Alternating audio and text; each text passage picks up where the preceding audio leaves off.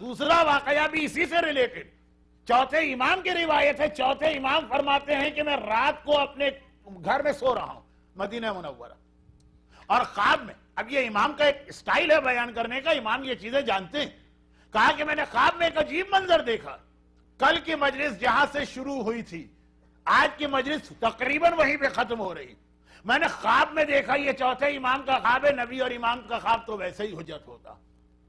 میں نے خواب میں دیکھا کہ جیسے میں جنت میں ہوں، جنت ان کی جاگیر ہے، جنت ان کی ملکیت ہے، حکمران اپنی جاگیر کا دورہ کرنے جاتے رہتے ہیں. میں نے دیکھا کہ جنت کے وہ سفید موتیوں کا بنا ہوا محل ہے اور وہاں پہ میری نانی جو خدیجہ طاہرہ کھڑی بھی میرا انتظار کر رہی، کہہ رہی بیٹا اس وقت میں نے تجھے خاص طور پہ بلایا اور یہ کہہ کہ مجھے محل میں لے گئے اور جنت کی سب سے بہترین حور کو منگوا کر جناب خدیجہ میری نانی یا دادی جو لفظ بھی ہو، عربی میں چونکہ نانی دادی دونوں کے لیے ایک لفظ چلتا، میری جدہ ماجدہ نے جنت کی سب سے بہترین حور سے میرا نکاح وہیں پہ پڑھوایا.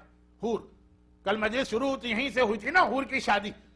جناب خدیجہ طاہرہ اپنے نواسے حسین کے بیٹے سید الساجدین کی شادی حور سے کی. کہہ رہے ہیں کہ جیسے ہی یہ شادی ہوئی اور کہا کہ بیٹا میں نے اس کو تیرے لیے مخصوص کیا، یہ میرا تحفہ ہے تیرے لیے، یہ میرا تحفہ ہے تیرے لیے، اس حور کے لائق جنت میں تیرے علاوہ کوئی نہیں. اور میری آنکھ کھل گئی. چوتھے امام فرماتے ہیں میری آنکھ کھل گئی. جب رات کو آدھی رات کو 12 ساڑھے 12 بجے ایک آدمی جاگے تو ایک مرتبہ سوچتا ہے میری آنکھ کیوں کھلی. پتہ چلا کوئی الارم بج رہا ہے، کوئی ٹیلی فون کی گھنٹی بج رہی ہے، نوکنگ ہو رہی. چوتھے امام فرماتے ہیں، اب دیکھیے انداز بیان ہے امامت کا، پورے الفاظ کو اس طرح نہ پکڑیے گا. میں نے سنا کہ میری آنکھ کھلی، میں نے سنا دروازے پہ کوئی نوک کر رہا. رات کا وقت، آدھی رات، اس زمانے کا لائف اسٹائل، آدھی رات کو کوئی کسی کیا نہیں آتا. میں بالا خانے سے جو اوپر کی منزل پہ کمرہ بنا تھا اتر کے نیچے آیا اور ایک بار میں نے دروازہ کھولا تو کیا دیکھا کہ اندھیرا ہے، لیکن بہرحال امام تو اندھیرے میں ایسا ہی دیکھتا ہے جیسے ہم روشنی میں دیکھتے ہیں. میں نے دیکھا کہ ایک شخص کھڑا جو اپنے لباس سے کوئی قاصد لگ رہا، یونیفارم جیسے آج کل ہوتی ہے مختلف ڈیوٹی انجام دینے والوں کی. قاصد جو لوگوں کے خط لے جاتے ہیں، جو لوگوں کے میسیجز لے جاتے ہیں، ان کا ایک خاص قسم کا ڈریس ہوتا. میں نے دیکھا کوئی قاصد اور اس کے پیچھے سر سے پیر تک پورے اس حجاب کے ساتھ، جسے دیکھنے کی تو آج امام کو بھی تمنا ہوتی ہوگی کہ کاش میری کوئی ایسی بیٹی ٹورنٹو میں نظر آ جائے. وہ پورے حجاب کے ساتھ میں نے دیکھا کوئی عورت کھڑی اور اس قاصد نے خط میرے حوالے کیا. میں نے خط کھولا، خط کسی اور کا تھا، غیر معصوم کا تھا، غیر عالم کا تھا، لیکن جملے تقریباً وہ ہیں جو خواب میں نے دیکھے. یہ خط ہے مختار کا. اب وہ مختار، سلیمان تو شہید ہو گئے وداؤٹ اینی پراپر پلاننگ، وہ جا کے جہاد کر رہے تھے کیونکہ ان کو مرنا تھا. اور مختار کا ایک مشن تھا، ریونج لینا تھا. پلاننگ کر کے کوفے پہ قبضہ کر لیا اور ایک ایک کر کے دشمنان اہل بیت سے انتقام لے رہے ہیں. مختار نامہ ایک الگ ٹاپک ہے جو کبھی سنیے گا اگر آپ کا موڈ ہوا، کیونکہ میرا تو ہمیشہ ہی موڈ رہتا ہے یہ سنانے کا. مختار کا خط تھا، لکھا ہے کہ مولا حال ہی میں میرے پاس سندھ کے علاقے سے کنیز آئیں. سندھ، اب سندھ کے دو معنی، ایک تو وہی سندھ جو آج کا سندھ ہے، پاکستان کا ایک صوبہ جس سے میرا بھی تعلق، اور ایک پرانے زمانے میں سندھ.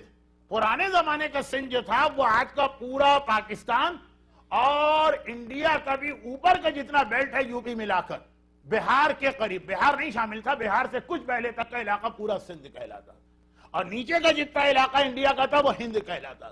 خیر اب کوئی بھی سندھ.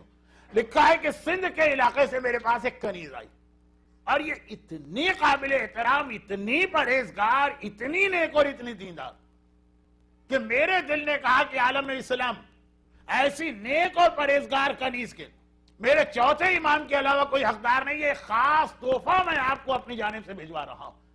وہی رات کے وقت خواب میں جو خدیجہ طاہرہ نے کہا تھا بیٹا جنت کی اس حور کے لیے میری نگاہ میں تیرے علاوہ کوئی حقدار نہیں، تو یہ خاص میرا تحفہ تیرے لیے، یہ کہہ کے نکاح پڑھوایا. اور ٹھیک اسی وقت وہ خواب وہاں کمپلیٹ بھی نہیں ہوا تھا اور آنکھ کھلی اور مختار کا جملہ لکھا ہوا ہے کہ مولا میں آپ کے بابا کے خون کا انتقام لے رہا ہوں اور میں نے اپنا مشن شروع کر دیا. مین ٹائم مجھے یہ ایک ایسا تحفہ ملا کہ لوگ میرے لیے لائے تھے، لیکن میں نے سوچا کہ ایسی کنیز کے لیے آج سے بہتر کوئی نہیں، یہ میری جانب سے آپ کے لیے تحفہ. اس خاتون سے چوتھے امام نے شادی کی. جس کے نتیجے میں جناب زید شہید پیدا ہوئے، جو خود تاریخ کی ایک بہت بڑی حقیقت۔ جناب خدیجہ طاہرہ سلیمان کے خواب میں آ رہی، بیٹا تو میرے نواسے کے خون کا انتقام لینا چاہ رہا ہے، جلدی سے آگے بڑھ، تیری ماں جنت میں تیرا انتظار کر رہی۔ مختار ابن ابی عبیدہ ثقفی خون حسین کا انتقام لے رہے ہیں، اور خدیجہ طاہرہ جنت میں اسی عمل کی کاپی کر رہی ہیں جو اس دنیا میں مختار کر رہے ہیں۔ اس لیے کہ خدیجہ طاہرہ اس دنیا سے جانے کے بعد بھی تمام مومنین کی ماں بن کر بھی ان پہ ہر رحمت و برکت نازل کرنے کو تیار۔ ان کا